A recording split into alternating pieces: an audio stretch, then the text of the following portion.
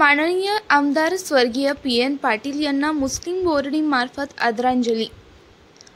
दी Mohammedan education society मुस्लिम boarding Kolhapur या ठिकाणी आमदार माननीय स्वर्गीय पी.एन. पाटील यांच्या प्रतिमेस प्रशासक माननीय कादरभाई मलबारी यांनी पुष्पहार अर्पण करून आदरांजली वाहिली.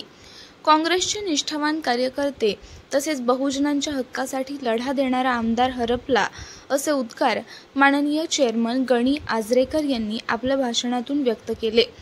आभार माननीय रफिक शेख यांनी मानले.